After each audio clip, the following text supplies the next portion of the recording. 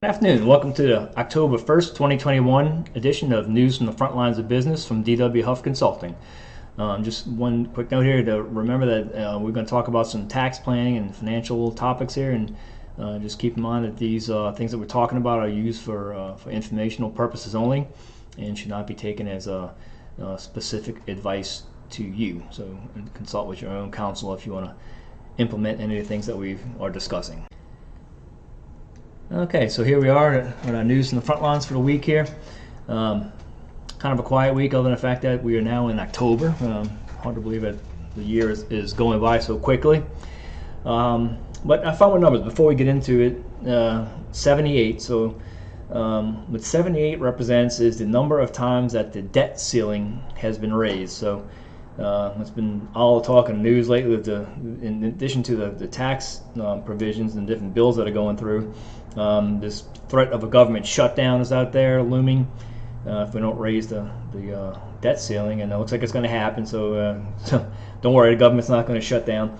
But yeah, so 78 times since back in it was as soon as they've had a debt ceiling, going back in the early 1900s, and in that span of time, it's been increased 78 times, and 14 of those 78 have happened between 2001 and 2016.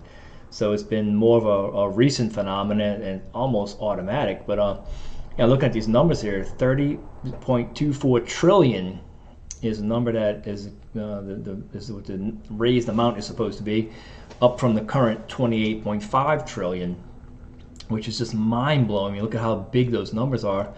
Just thinking about the difference between a trillion, a billion, and a million. I did a little digging around today. I was getting ready for this, and converted the dollars into seconds just to get a perspective of how huge this number is. So a million seconds is 11 days, 46 minutes, 40 seconds. So if you convert it to calendar measurements there, that's what that would represent. If you go up to a billion, that's 31 years. So the difference between 31 years and 11 days is massive. And then when we go to a trillion seconds, that's 31,688 years. So you just see the relationship of how adding a few more zeros onto something just exponentially changes it. It's mind-boggling. So right now this country is somewhere around 335 million people. So just at the current level of 28 trillion, that represents about $83,000 worth of debt that's attributable to every living person, every child. So that newborn baby that my next door neighbor just had, that kid is on the hook for $83,000 in addition to their parents and everybody else, and it's going to go up a little bit more. It's just these numbers are so massive, it's hard to even comprehend that there's that much debt on the books there for every person, and you just got to wonder what the end result's going to be at some point when you compare that to gross domestic product and what would how in the world any of this stuff is ever going to be paid off. It's just I gotta stop thinking about it. So anyway, news from the front.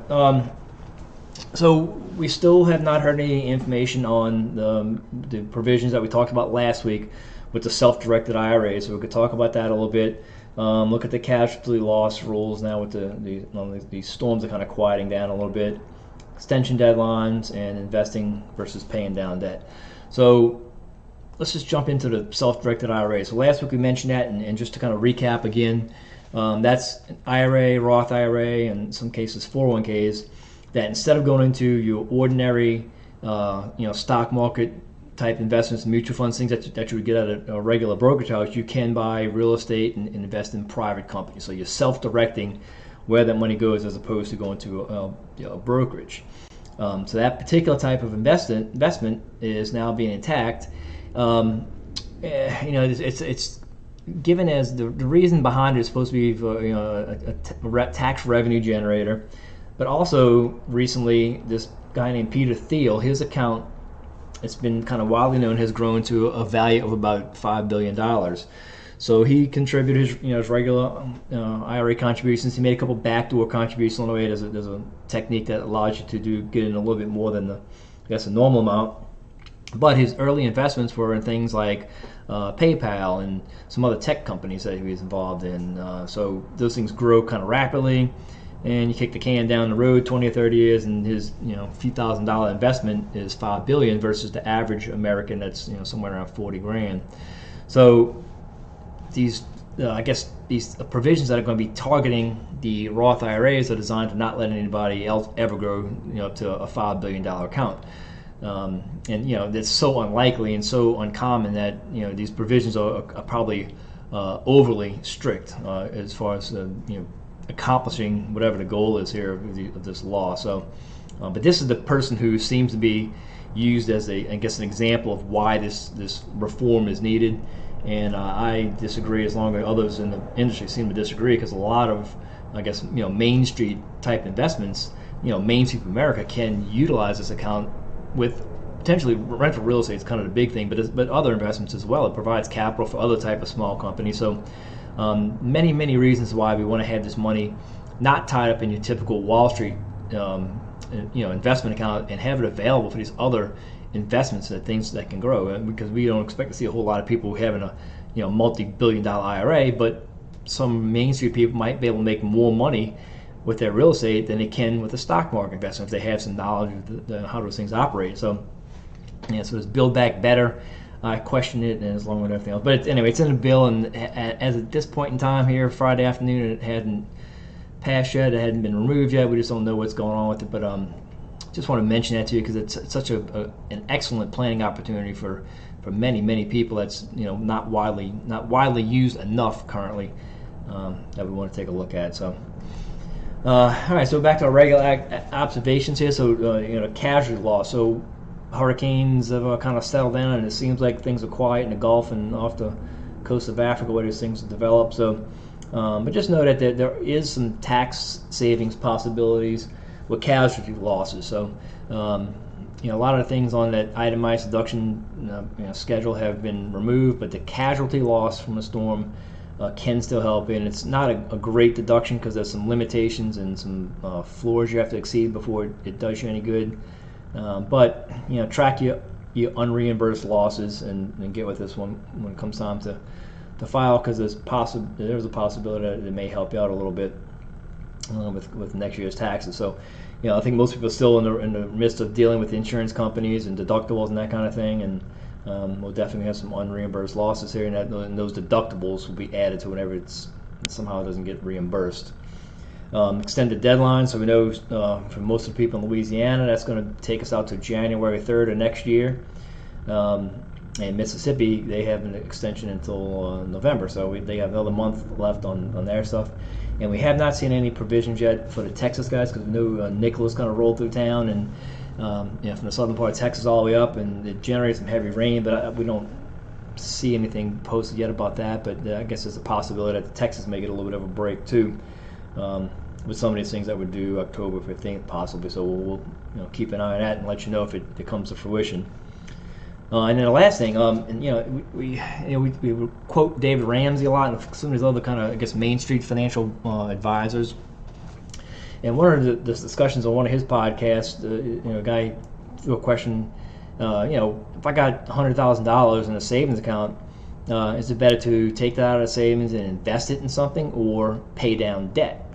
So this is where David Ramsey and I kind of differ a little bit. And his answer there was, pay down debt. When you're debt free, you're happier and less stressful, and certainly don't disagree with that. However, if you have an opportunity for something that can generate more money for you, my thought has always been kind of analyze the two things side by side and look at the interest rate you're paying on the debt, look at a potential gain from the other investment, and of course always keep cash reserves ready to go for rainy days and things like that. But I think that blanket recommendation to pay down debt doesn't always serve you well, because at some point you can have your money growing and your money working for you instead of you working for your money. So just give a thought in case you saw that discussion this week on one of the podcasts about paying down debt where that blanket recommendation came out. I would encourage you to analyze things a little bit more. The Rams information is very good, but sometimes it's not the best, and that's something I think warrants a little bit further review. So that looks to be about it for this week. Closing thoughts. So I heard yesterday, I listened by conservative talk radio every week and every evening, and there's just a segment there on Michael Berry's show where he's kind of lamenting the fact that how when he buys a new pair of tennis shoes, nobody notices, right? So like when you're like a 6-year-old kid and you show up for school with some new tennis shoes, and everybody's like, "Hey, man, look at those new shoes! I bet they make you run fast." And everybody's excited. Man, you go to work, school with some new shoes, and it's exciting, and you're running around showing people how fast you can run. And I don't know. So to get some of that joy back as when you were a little kid is something that segment kind of reminded me about. So, weekend's here. We've got a lot of football to watch, a lot of good things to be excited about. So, regardless of what's going on with your hurricane recovery and whatever else is going on, tax deadline's coming up and you got to write some checks and whatnot. So, with all that bad stuff that's brewing, just remember the good stuff and go out and get some new tennis shoes and go for a run. So anyway, so that's it for this week, guys. We'll see you next week.